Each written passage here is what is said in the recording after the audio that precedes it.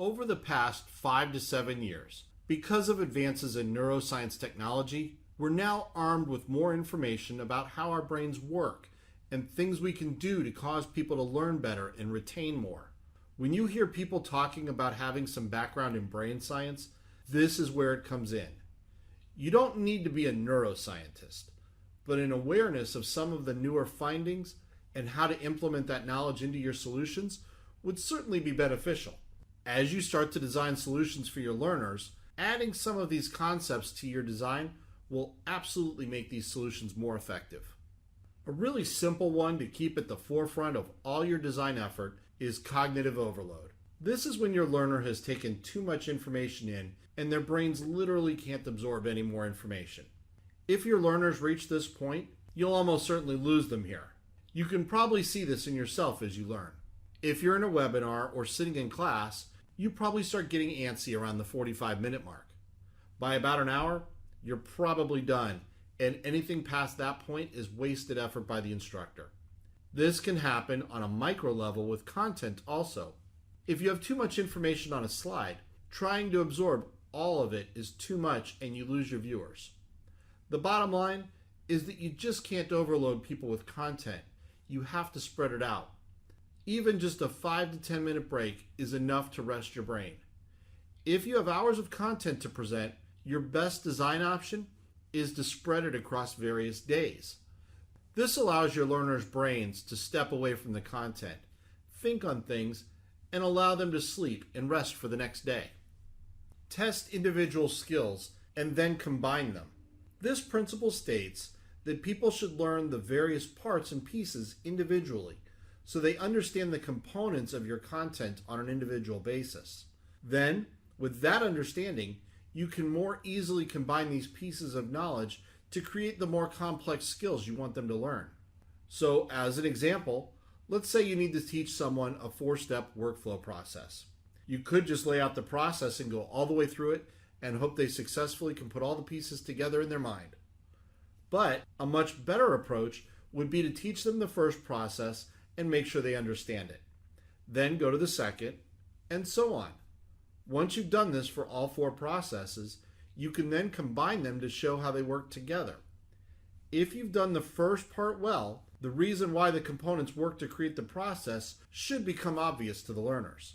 Spaced interval learning. Think back to how people tend to learn something new. The list didn't include any real long-form training. It was all short bursts of learning, a video, an article, photos, practice, and so on. The longest form in our list was probably reading a book. There's a new trend in workplace learning called microlearning. This is a real thing and can be very valuable as a design tool. In combination with spaced interval learning, repetition can have a big impact. When I teach things like processes or research activities, I like to do them about 3 times. The first might be a demo that the learner just watches. Second might be the same concept, but with a slight change to the scenario. I have them walk through it with guided feedback. And lastly, I'll present them another slightly different scenario based on the same concepts. This time, they do the work on their own with no real feedback until they're done. This allows the learner to see the concept presented in 3 different ways, which shows them various ways to handle the information. It also allows them to slowly become familiar with it to the point where they can use it without much direction. Visual design is actually very important. If you look around at common training content, you might make the assertion that I'm wrong, and it seems to not be an important thing related to brain science. However, we all judge a book by its cover. We make immediate opinions about the quality of something by what our first impressions of an experience of a thing are. If you're presented with an online course that looks like it came from 1998 and it had clip art and lots of bullet points, Comic Sans font, and 7 colors on the screen, your immediate reaction is, ugh, really? I need to sit through an hour of this? But if you're presented the same content with a clean color scheme, a classy font, nice photos, and interesting, engaging stories, your opinion of that exact same content would be very different. Our world is more and more visual. Our brains prefer visual content, and can absorb visual content much faster than written content. Therefore, your presentation style needs to evolve to meet the expectations of the learners and present your content in the most beneficial way for them. Analogies are more important than you might think. Does this content map to something which the learner is already familiar with? For example, if I tried to explain Netflix to you, it may be hard for you to understand what I'm describing. But what if I say something like, remember Blockbuster or the old video rental stores? You know how you can walk in there and there were hundreds of movies to pick from? You pick the one you want and you take it home for the night or two? Well, Netflix is like a digital version of that. There's no late fees, you can watch as many movies as you want, and you can even view trailers before you watch them, all for a single monthly fee. Will you immediately get a picture in your head of what I'm describing? It makes sense, and you have a thing to compare against. Your brain loves this kind of approach because it has an existing starting point to work from. It only has to worry about the new stuff, not figuring out what the thing actually is. Another example of this would be if I described a famous movie as, it's like Jaws, but in space. Do you have an idea of what movie I just described? It would be the original Ridley Scott film, Alien. But you already probably have a good idea of what the movie Jaws is like, so you can make that leap to see in your mind what it would be like in space. Script writing is important. This is the worst experience if you've ever tried to learn complex technical content and some programmer wrote the information and tried to sound smart by using big words, writing in different tenses, and using a passive style. I'm not going to spend a lot of time here with a bunch of examples because this course has an entire section on this. But my philosophy is that if I'm trying to understand what you're actually trying to say, I'm not learning or absorbing the new content. Your content can be difficult, but if you've presented it using good writing, storytelling methods to make it relevant to me, and use proper grammar, there is a much higher chance that I will understand what you're trying to present to me. Deconstruct a result. This one should be way more obvious than it actually is. Have you ever watched a painting or crafting tutorial on YouTube? Most people have. Now, with that frame of mind, have you ever seen one where they just started making the project or painting and they don't show you what they're creating until the end? Well, to me, this is highly frustrating. I want to see the thing before I spend 10 minutes or more watching how you made it. What if, when I see what you made, it wasn't what I thought you were making? Well, now I'm disappointed and maybe slightly upset. But just taking 30 seconds or a minute and sharing what the end state of a thing is removes all those feelings. Another example would be if you were trying to build a puzzle, but not knowing the picture on the box. The next three are all related to each other. Only show the learner the parts and pieces required to accomplish the desired skill. For example, if there's a lot of data fields or information that's part of an enterprise software tool, the learner may only need to know a very small amount to complete the task.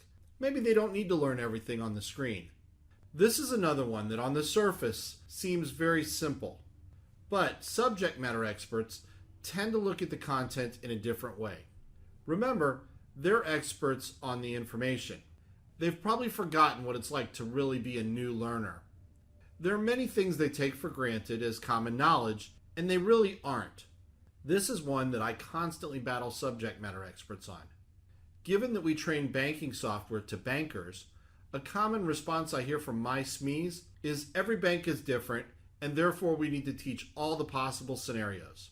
When I really dig in and start asking questions, I find out that about 20% of the scenarios account for about 80% of the real situations. My response to this is usually fine. Let's teach the 20% of the scenarios to get the big bang out of the content, and we'll deal with the rest as one-off situations because they're less common. Everybody wins. Remember the learning objectives or goals. If the goal is to teach a task, what are the bits of the overall content that you need to learn for the task? Focus on that. Another example might be the long list of acronyms that we've talked about. All industries seem to have their own language and sets of acronyms. I know my field has at least 4 pages worth of acronyms that we can share with our audience. Do you think it would be valuable to spend an hour of class time to go over all those acronyms before teaching someone how to use our software? Probably not. In my opinion, that would be a waste of an hour. But the information is probably valuable in the right context. A better solution is to split the list up and find the ones that actually impact the immediate content. Introduce those few items and then use them in the lesson to breed familiarity. Another way to go would be to just use them in the lesson and then give an explanation at the point of use. A third option might even be just to put them in a job aid, alphabetically listed of course, and hand that out in class or allow the learner to download it. Then, if there's a question about an acronym, they can just reference the job aid. Less is usually more. This goes along with only giving the learner the information they need at the time of need. We all want people to think we're smart. Therefore, we routinely spew facts and various bits of information that we know, sometimes with no structure. This can slowly become cognitive overload. You're actually smarter if you break up a complex topic into its component parts and have someone actually understand the important parts. Then help them combine the various parts to get them to understand the bigger process, task, thing, or whatever they need to learn. Smaller bits of content is much easier to digest and incorporate into their work or life. This is also why clean visual design is important. Again, we'll get to that in a later module. But if I'm not wondering about how images or visual design choices relate to the content, I can focus more on the content. Now, similar to the last two, for decision making, people actually prefer less choice than more. This goes back to that 80-20 rule. People may think that they want 7 different ways to do something, but in reality, they want the 1 or 2 most common ways to perform a task. If you're giving options or multiple choices in a question, usually 3 or 4 choices is appropriate. Anything beyond that starts to cause paralysis by analysis.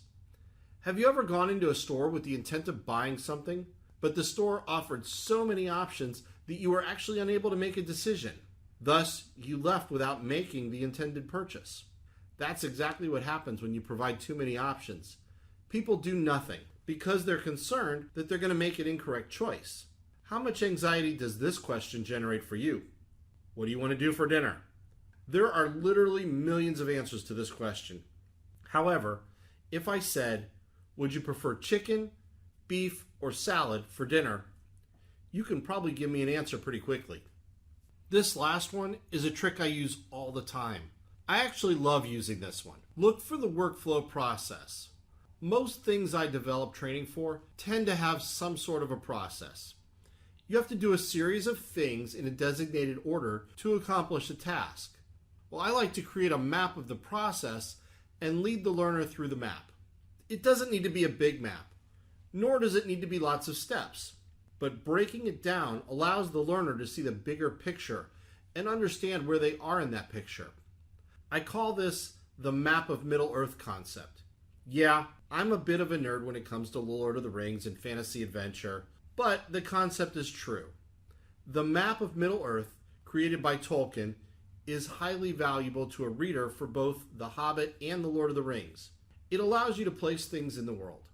It allows you to see, specifically, how far one area or a thing is from another. It allows you to see where the characters have been and where they're going, along with how far they still have to go on their journey. If Tolkien isn't your thing, try the maps in a Game of Thrones, or the galaxy map for Star Wars. Where the heck are all those planets in relation to one another? A timeline or an organizational chart can accomplish a similar thing. Imagine trying to watch all the Disney Marvel movies without understanding the overall timeline and the connections that these movies have. You'd be lost. It's all the same concept. Give people a vision of the space they're working in, with space meaning a physical space. How far along they are, how much more do they have to go through, how do I know when I'm done with this stage, and how do I know I'm ready for the next stage?